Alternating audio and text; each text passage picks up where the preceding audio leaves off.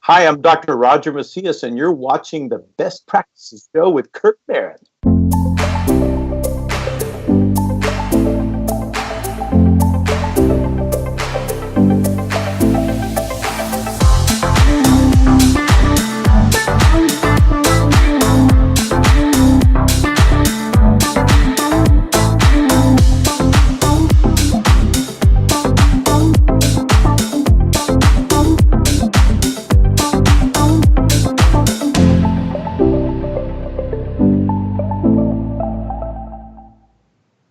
Hey guys, thanks for watching the Best Practices Show, where we take a look at the best business practices from the best dental practices all over the country. And if you're growing your practice and you're trying to bring in another dentist, or if you're a young dentist trying to find the right practice, I've got this show for you. And today we're going to be talking about millennials in dentistry and looking for a mentor or a tormentor with my good friend Roger Macias. You do not want to miss this. This guy is awesome, and I love this man. So, and he's full of a wealth of knowledge. So do me a favor, grab a pen and hit the share button. You'll love this. Now, couple show notes. We are shooting this live on Facebook. So as you're watching this, if you have questions and you're thinking about it, you're listening to Roger, add questions to the feed, and I'll dish them to Roger right away, and we'll get them straight from the man while we got him on here.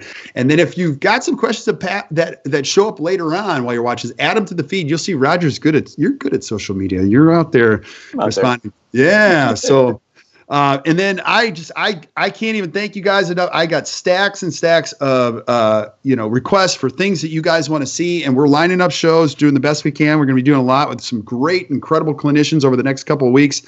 Keep sending them to us. We got over 39,000 followers on Facebook. Over 150,000 of you have visited us on iTunes. And all I can say is thank you, thank you, thank you. So my guest today, Roger, the man, the myth, the legend, Roger Macias. Now, Roger, I get a chance to see you all the time. You're at all the big meetings. You're a heavy influencer in dentistry. You're always on the cutting edge of what's going on there in the CE world. And I know you. A lot of people watching know you. Some good friends of ours mention you all the time. But if somebody's watching this and they're a young dentist, they don't know who you are, give us a little story on your background, who you are, where you practice, and how you got to where you're at. Well, I'm the husband of Esther. That's first. There you go. There you go. We've been married now 31 years, and I practice here in San Antonio, Texas, and I've been in practice, gosh, now 35 years, which is hard to believe. And have two beautiful kids. My daughter, who's a fourth-year OBGYN resident up at Parkland Hospital in Dallas, and then I've got my son Trey, who is 180 degrees of the spectrum. He's a professional musician in Los Angeles, California. So he's got two great kids. One's a musician and one's a physician. So we're it's all good. I've been practiced now. My practice is pretty much I do a lot of sleep dentistry. I do a lot of comprehensive, complete dentistry. Doing a lot more on trying to take care of the patient as a whole versus just taking care of a tooth. And I look back at Dr. Pankey when he said, "I never saw a tooth walk into my office," and I take that to heart. There's always a person to touch that. So my office is pretty much relationship based. My practice has been that way.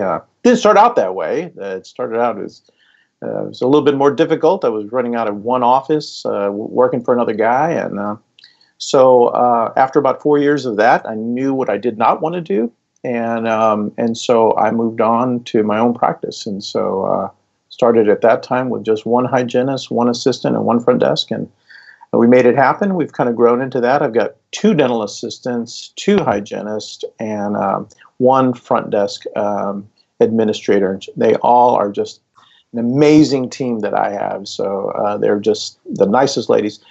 My hygienist has been with me 23 years. Wow. My dental assistant has been with me now 13 years. My other dental assistant's been with me about 7 years.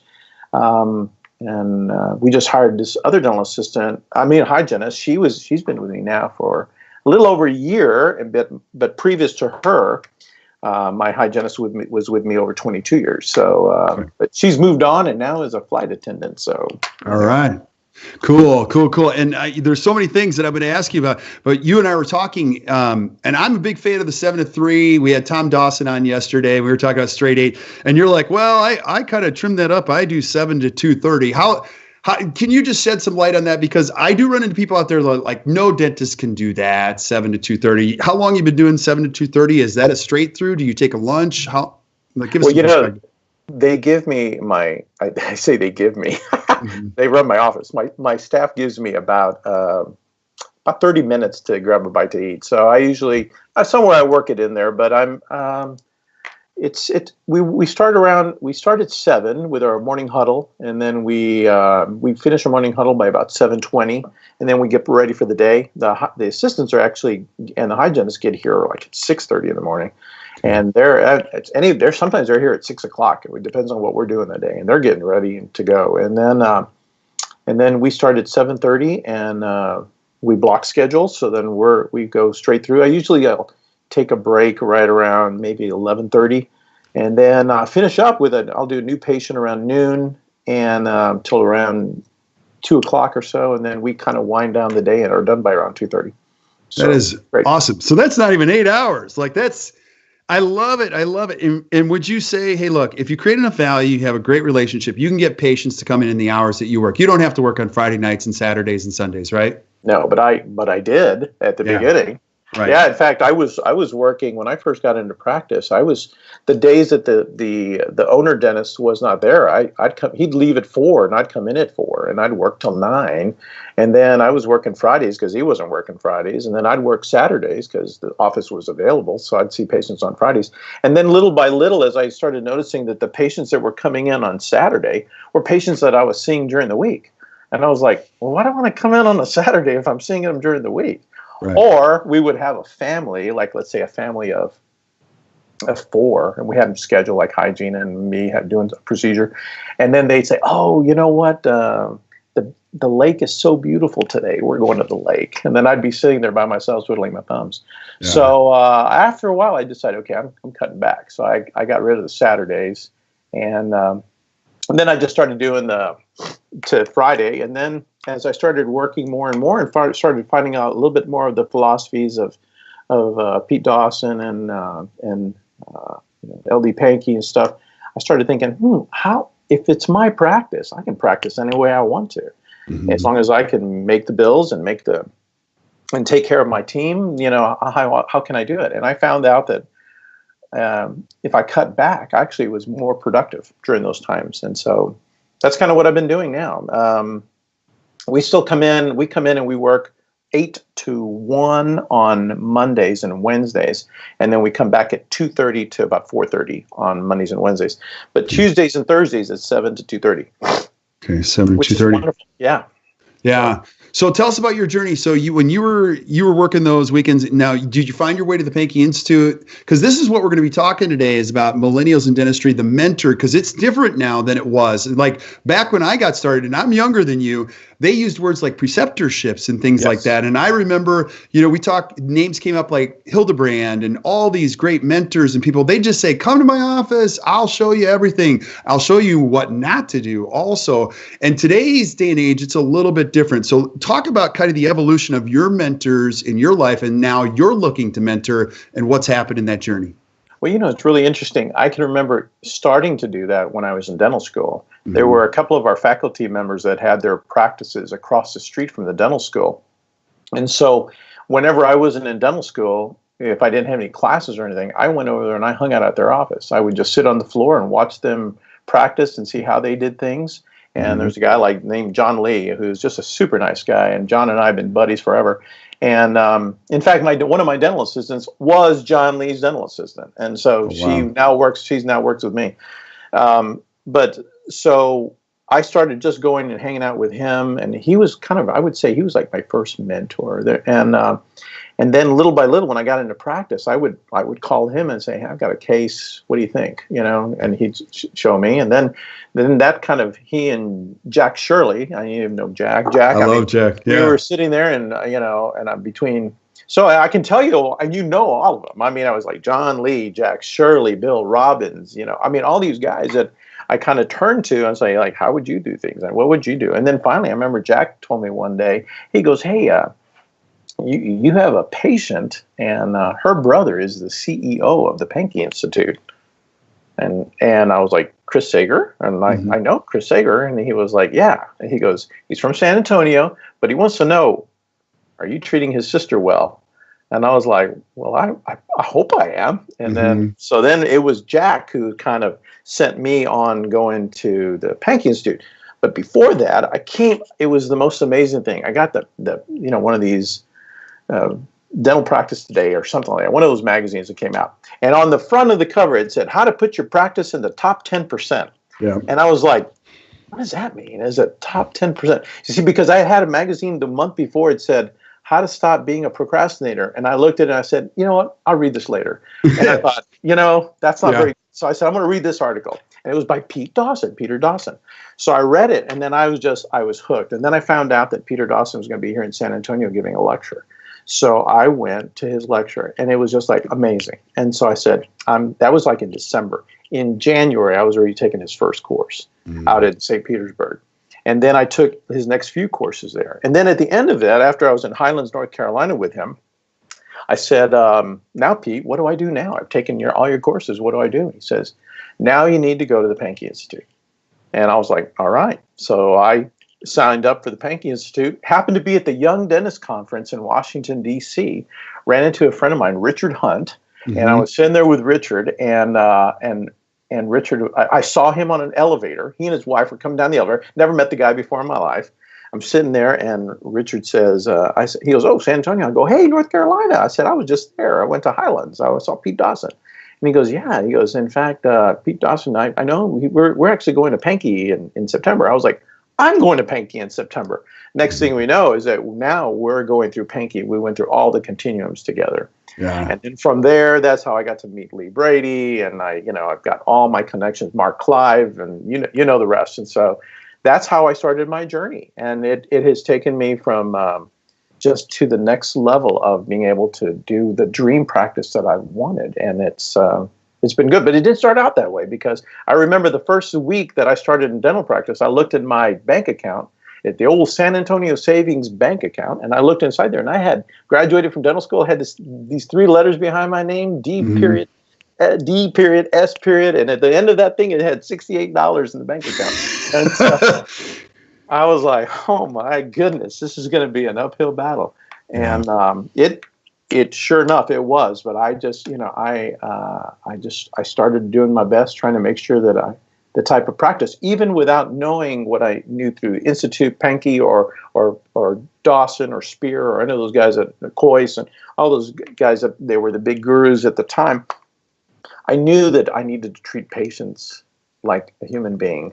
And that was the big success in my practice, of being able to treat patients relationship-based. And that has been just a game turner for me. So, yeah, well, it's an amazing journey that you've been on. And you were talking, we were talking about this beforehand, and you're looking to mentor. And let's talk about the millennials in dentistry. And let's just preface this by kind of, I don't want to just put everybody in a box, because I shared with you, even when I speak, I'll get feedback and direct email saying, hey, from millennials saying, hey, look, you can't do this. You can't throw all millennials in the box, because you guys are so quick to say that we're lazy, whatever. There's a lot of us out there that are working hard. We want to be excellent. And so let me just start the conversation by that. But tell us about what you're noticing in dentistry as you look to mentor, and then describe the whole Tormenter thing too.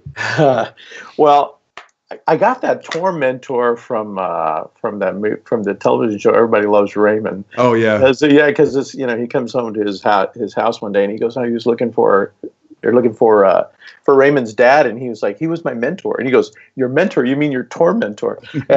And so I thought, well, that's what I want. I want to be a mentor. I don't ever want to be a Tormenter, because there were a couple of practices that I walked in to say, hey, can I and I watch, and they were like, no, you can't come in my office. I'm sorry, but it's a private office. I was like, oh man, I just want to see how you do things. I was trying to go out and get from the best, and I'd heard some of these people were the best at what they did, but it just didn't work out. And so I thought, okay, well, I never want to be like that. I never want to be like that. I always want to have, if somebody calls and says, hey, I'd like to come in and look in your office and just see how you do things. I was like, come on. You don't even have to tell me when you're coming. You just come in, and anytime. Office is quite open. Anytime you want to come in and see. And so I actually have been working with the Advanced Education General Dentistry up at the dental school. I lectured to them. I brought them into my office. I saw them at a dental society meeting one time. There were a whole group of them sitting around this one table, and And I said, and I got talking to one of them, and I said, look, if you guys ever want to come to my office, you come to my office, I'll provide pizza and beer, and I'll lecture. And one time I had, I was thinking I got all these lectures I can bring out, and I can just show them all this good stuff. And all they wanted to do was talk. Right. They just wanted to talk. And so it's a different mindset, not like you said, not in a bad way, not in a lazy way, but just a different mindset of what they're encountering in the real world, especially with a lot of the different practice models that are out there, from fee-for-service to DSOs kind of thing. And so I'm very compassionate when I hear that. And I've actually told a couple of people when they've said, hey, I'm looking to go practice with this person.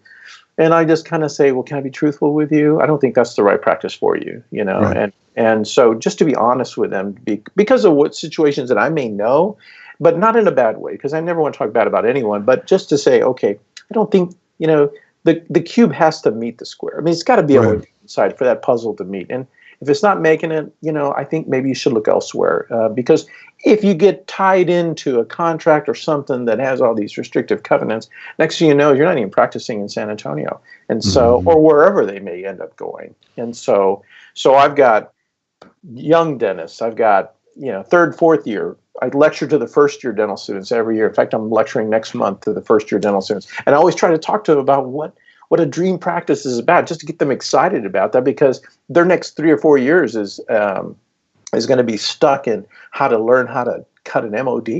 And so me, it's like, okay, but look, you got to be thinking bigger than that, thinking outside the box, thinking that there's going to be life past dental school. Right. And so that for me, that's been exciting to be able to, and let me tell you what, they're taking advantage of it. However, there are some that think they, especially in a world of instant gratification, that my download speed is 0.5 seconds. When I remember with Netscape, it would say, click to download and I'll see you tomorrow when I get back to the office. Right. It's like a totally different ball game. So but that to me, I'd love to be able to do that so we can get the right person in the practice. And I don't care if they work with me or they don't work with me. I had you remember David Little, David Little. Yeah. David Little and I had each other on speed dial. It was like, press 9 and it went right to David and we were like, okay, look at this. What am I doing? Okay. Yeah. So, I mean, that's how we used to do it. But now I look to the people that really that I can help. And so it's awesome. It's awesome. Yeah. And I think the big thing is there's so many, it's so valuable what you do, Roger. And even when I go to the dental school, I don't quite have the moxie maybe that you do. We got to bait them with pizza. And then I've learned you give them pizza after you're done talking. Because I used to bring the pizza at the beginning. And I'm like, where did we go? Wait, come back. And the thing that I try to tell every dentist is, look, there's no one model out there. The coolest part about dentistry is you can do it however you want to do it. And a lot of times dentists think, well, I got to go in and be an associate, then a partner. And that's how I find a mentor. But it's true. You can start your own practice and you can still find a mentor. You don't always have to combine a business. The thing that you're so good at and you're helping is that you got to figure out who you are so that you can go into an environment and you can just, I have one goal for every dentist that I coach is that I just want you to love going to work. Say, this is how I do it and I love it. When you get into a situation when you're doing it against your core values, that's probably when the ugly stuff comes out as a younger dentist. Would you agree? Yeah, absolutely. I mean, I think when you're looking at $68 in your checking account and, somebody comes in that needs 3 crowns and you don't know why those teeth broke. And now I'm going to go ahead and prep them for 3 crowns. And then the next thing you know is all 3 temporaries break. And then you're like, I'm lacking something here, but I only have $68 in my bank account. And you almost get into the idea that you need to diagnose via your pocketbook versus diagnose what's the best for the patient. And I think once you come to grips with that always ethically that you're sitting there doing the right thing for the person. I had the best when I was a kid. The reason I became a dentist. You want to know why I became a dentist? Yes, I do. The reason I became a dentist, I went to the dentist, Dr. John Cochran, nicest guy in the world. His son's is an orthodontist here in San Antonio. But Dr. Cochran was the nicest guy. I walked into his office, and they did a cleaning. He had this hygienist, Carolyn. She was the most beautiful lady, had the most beautiful eyes. I'm 13 years old. I'm thinking, this lady's gorgeous. They finished with that. I get to go to a toy box and take out a paper, one of these planes that you can wind up. And I thought, oh my God, man, this guy has toys in his office. You got toys, and you can do dentistry. Oh man, you can do oh, this is great. I'm going to be a dentist. And so I already knew I was going to be a dentist, back when I was a little, even younger than 13 years old. I was I think like 6 or 7 when I first went in. And so I'm sitting there thinking, oh my God, this is what I want to do. And then I loved biology. And I loved art because I paint and I draw and all these type of things. And I thought, where can you put the two together with art and biology? And that to me is kind of like what set the wheels in motion, that's kind of where I kind of see some of these things going with some of the youth, and trying to keep them motivated as to being purposeful and being passionate. My dad used to say, I don't care what you do in your life, just be the best at it. If you want to be a beachcomber and walk up and down collecting shells, just be the best beachcomber you can be. Mm-hmm. And so like when my son went, my daughter wanted to be a physician. I was like, man, she's great at that. My son, he wanted to be a musician. I had a little bit of angst about that because I was thinking, oh my God, that's a tough life. Right. And you got to set yourself apart. But my son has got this amazing mind and he's been able to say, yeah, it's just not a musician. I'm passionate about it. Well, if you're passionate about it, son, then you go for it. And I was like, you go. We backed him 100% when he did decide to take off to do his thing. So. Yeah, and that's awesome. That is awesome. And then, when you look at the career path and talking about these people, because Roger, you're at the intersection of, your career in dentistry and mentoring. Let's go from both sides of this. Let's talk about the millennial. What would you, like if I'm a young dentist, maybe I'm a millennial, what would you, like, give me your steps. What would you tell me to do to be successful? And then let's also take a look at it from the mentor side. Like, because I just had a conversation this morning with a good friend of mine, great dentist, an amazing dentist, him, and he's looking at possibly bringing in another dentist to mentor him. And let's talk honestly about that. Like, there are some dentists that can mentor, and there are some dentists that probably shouldn't mentor within their practice. So let's first go to the millennial side of things. If I'm a young dentist, what would you say? What would you tell me? If I was a young dentist right now, I'd beat every door down and just say, man, I can feel a vibe here. This vibe of this office is something enthusiastic. The dentist is very friendly, whether he or she are what type of patients are they bringing in? What is the staff like? What does the team look like? The team's happy, or is the team, walking around? And I would look into that first and just, be open to say, hey, I'd love to come to see what you're doing. Not to say that you're going to be coming into the practice, but you never know how these relationships begin. I've had a couple of that I've sit there and say, man, this person would be awesome in my practice. Mm-hmm. And I had a young man that I was trying to get in here, and he was awesome, but his career path took him to out of state. And so, those are the type of things where you have to go through this. Because I've had some people come in and say, I want to work for you for a year, and then I want you to provide me patients, and then at the end of the year, if I decide to leave, I'm going to leave, and I'll take those patients with me. Mm-hmm. And then, to me, that's not the best way to handle this, because there's nothing in it for the mentor dentist. And so as a mentee, as somebody walking in, I'd be very open to say, I'll do whatever it takes. If you need me to get out there and sweep floors and do, because that's what I did. That's what I did. I got in there and just said, I'll do whatever I need to do. You need me to order, you need me to do this.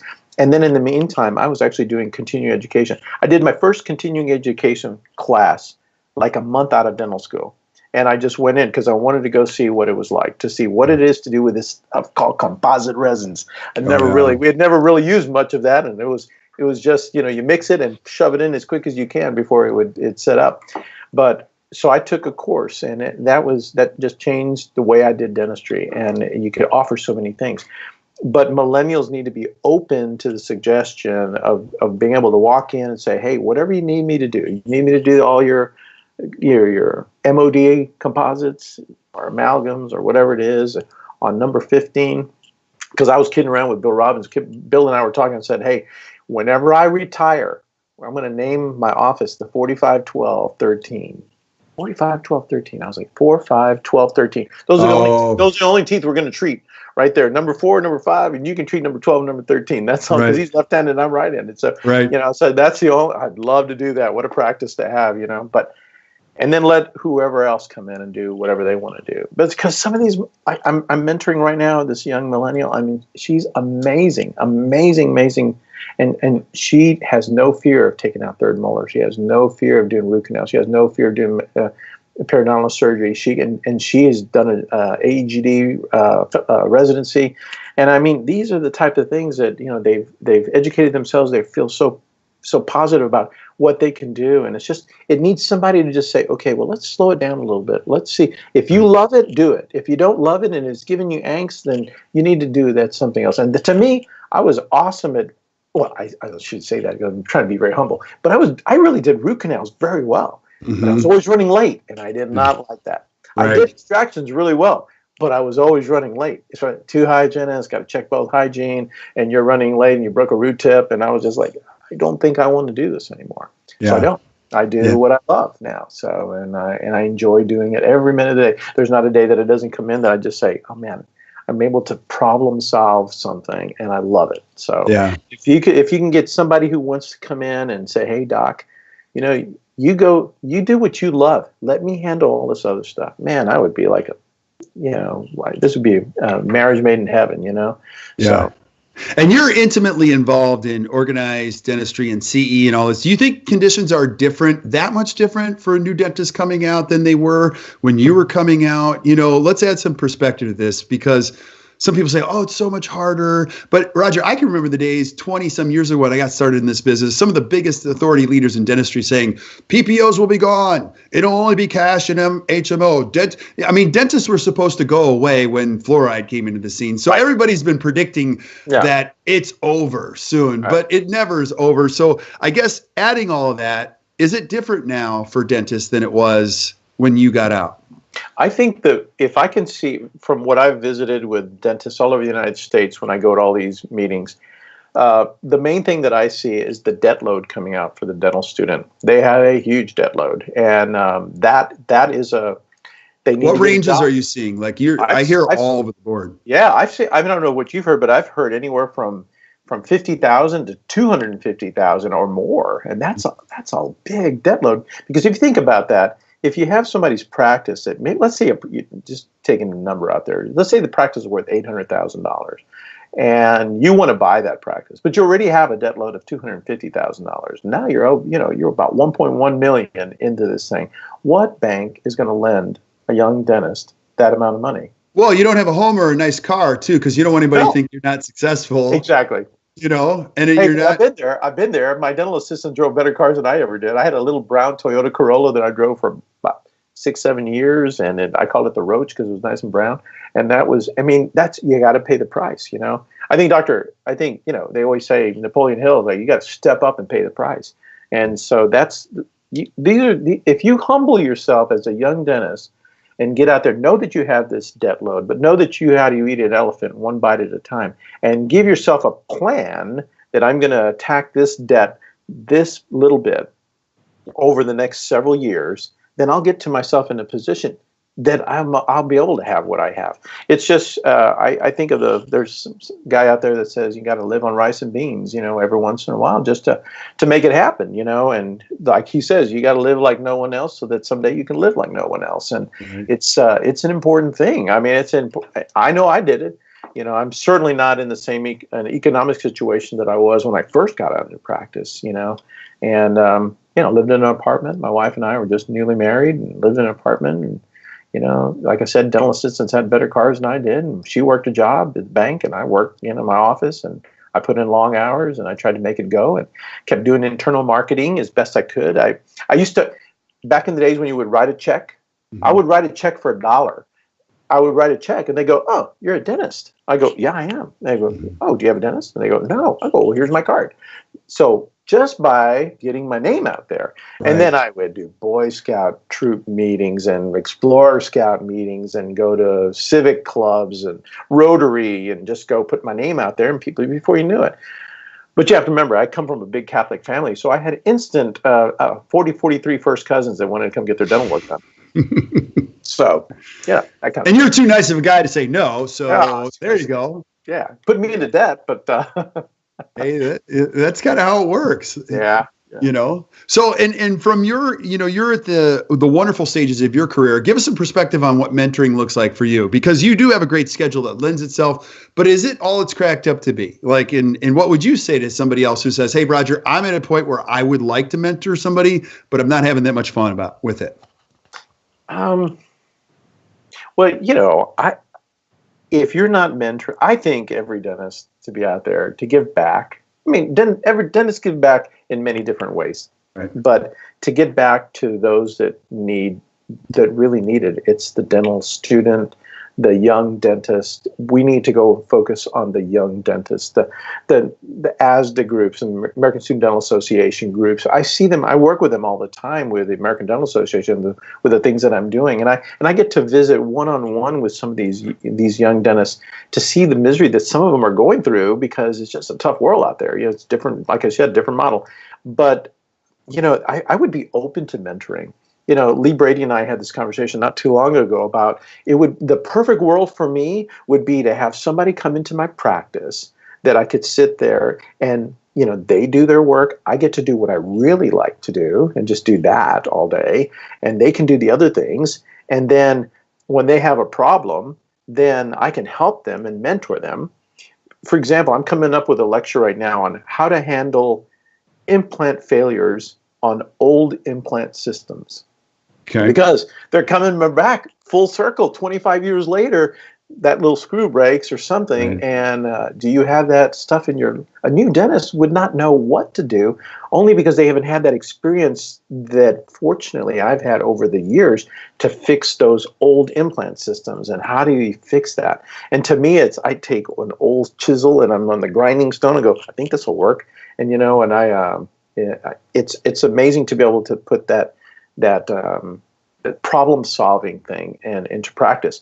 And then, so Lee and I were talking about how it would be great to be able to have somebody in that you could just mentor and be there positive with them and not sit there and scold them and point them down like a tormentor, but to sit there and say, I'm going to help lift you, because if I can get you to do what you want and enjoy it, then I'm going to get what I want. And so that way it's a win-win. But to be quite honest, I find that that's a very difficult thing to do. It's a very difficult thing for somebody to want to commit to kind of want to do that with me. And I think and why do you think that is? Scenarios. Well, I was going to say there's a lot of different scenarios. For example, there's some that have to pay back their debt, and so they're trying to work on paying back their debt. So they're maybe working at a dock in the box, so to speak. I don't mean that badly, but just working something where they can earn some money. And then the other thing is the versatility of movement. I've had some that they want to come in, but then they're marrying somebody that has a job in another city. And so they would love to practice here, but they're going to be moving. And so I've encountered that a couple of times. Or somebody that has to pay back military, because we're a big military city here, and so some of them are here and they need to pay back their military duty, and now they're going off. And so it's those type of things that the realities of life that you have to deal with. And so I think it has to be give and take. It has to be win-win. It has to be, how can I help you to help me? Right. And I think if you do that, I mean, it's possible. And you just have to find that right person that's going to be in there with you. So, yeah. And one of the other things that you're also on the forefront is, I've watched it, the organizations you're part of, they're working hard to try to connect with the younger dentists. We've got all these younger, these programs to embrace some of the younger. How well are those taking shape? Are they gaining some teeth, with the ADA and some of the state meetings I've noticed? What are you seeing on that front? Well, being that I'll be chairing the San Francisco meeting next year for the ADA. I'll be chairman of that ADA FDI meeting.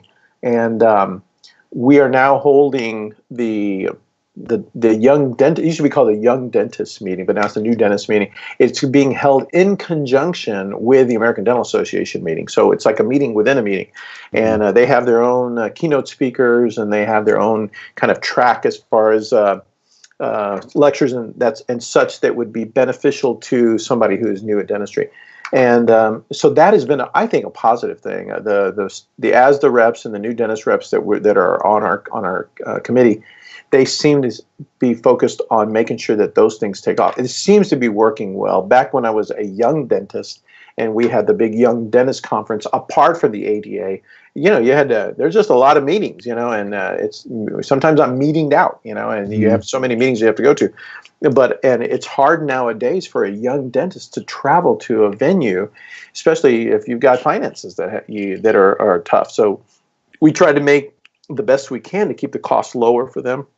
to be able to get them to come, because it's an experience, it's a relationship of other young dentists to be able to sit and talk with each other and see what's working well with you. They're having these things called fireside chats. I think that's awesome. So you go to a dental meeting. They do it at the ADA or just all the meetings? At the ADA with the young dentist. So what they do is they go and let's say they go listen to Kirk Barron and then they finish and Kirk has given them all this great stuff in your lecture, and then they said, you know what? And then Kirk goes outside and sits with them in a little fireside chat. And you sit in these little these couches, and then we do a little bit more one-on-one and to see how are you doing and how are you doing it, because sometimes that intimidation of large rooms and getting up to speak, and and not everybody wants to hear the same question, but these fireside chats are just really remarkable for bringing people together and being able to discuss those things that are most weighing on you, or those things that are burning in your heart.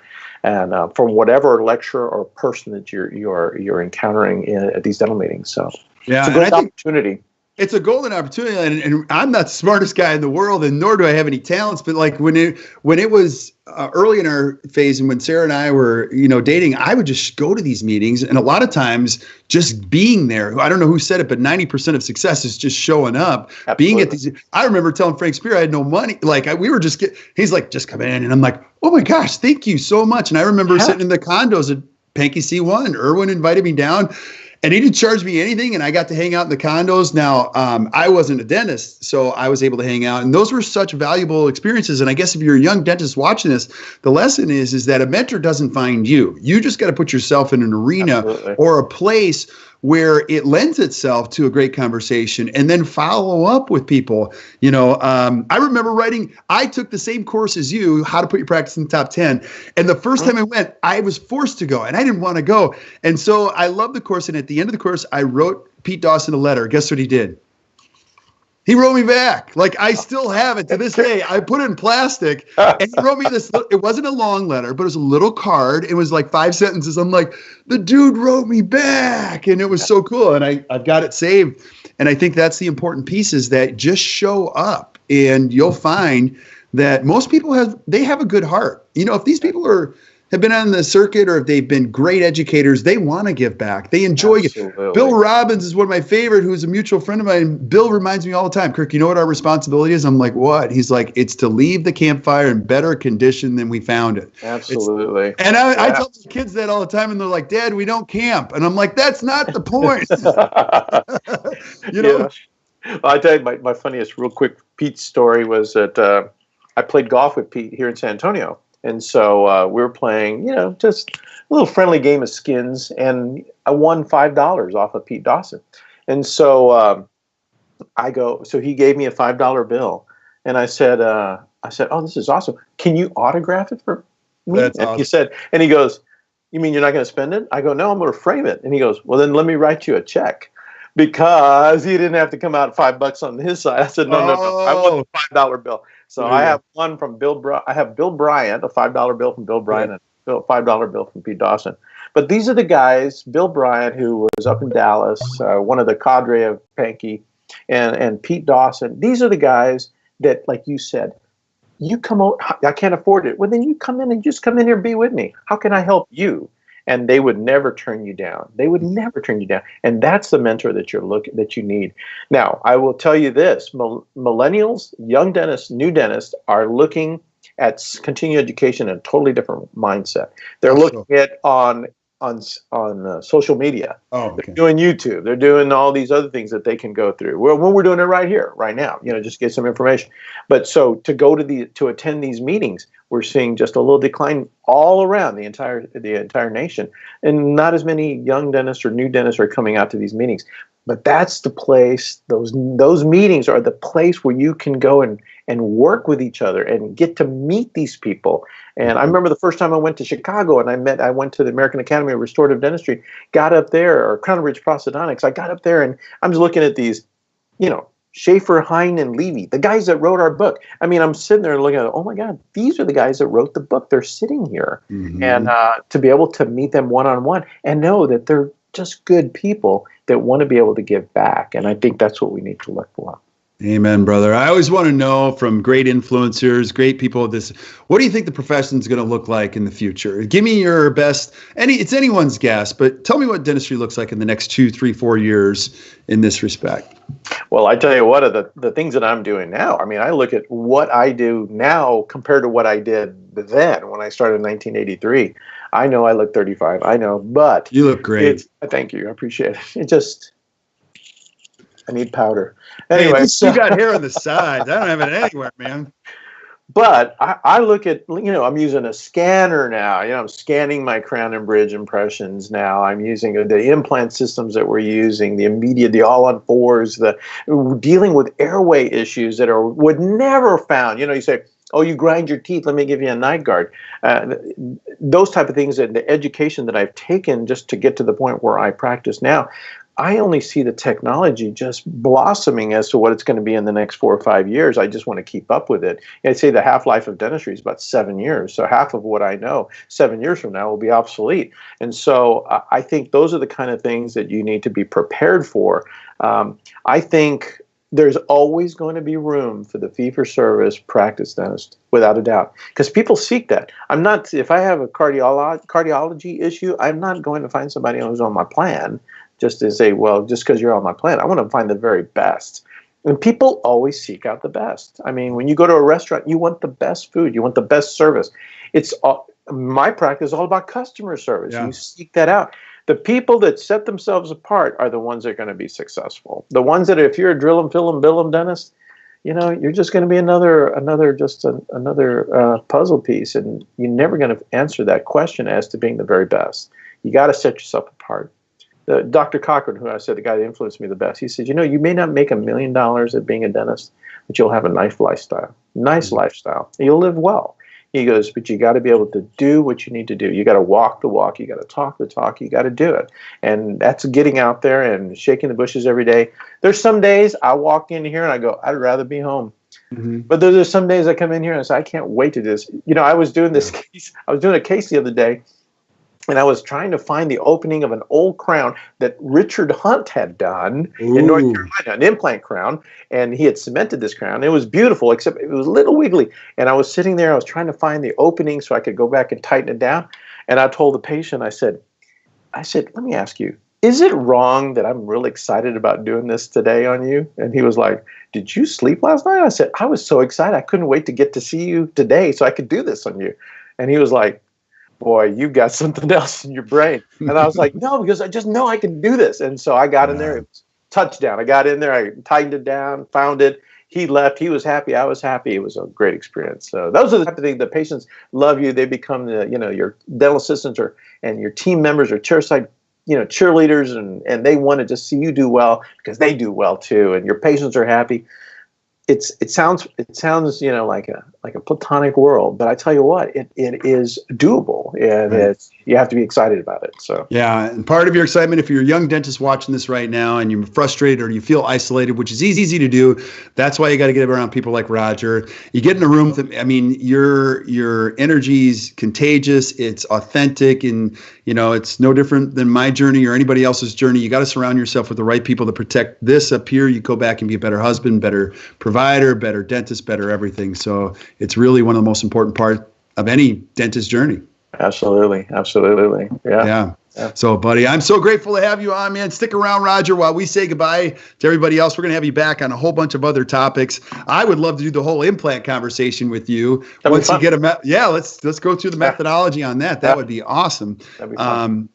And if you're watching today, you enjoyed today, just do us a huge favor. Thank you, first of all, for watching. Just hit the share button, share this with your friends, protect this great profession that we call dentistry. If there's things that you want to hear from Roger, I'm going to have him back again and again, and I'll ask him the tough questions and have him give us the wisdom from the mentor and the master. So, Roger, thank you so much. I appreciate it. And so until we see you guys next time, keep watching the Best Practice Show. You guys enjoy the rest of your day. Thanks, Greg.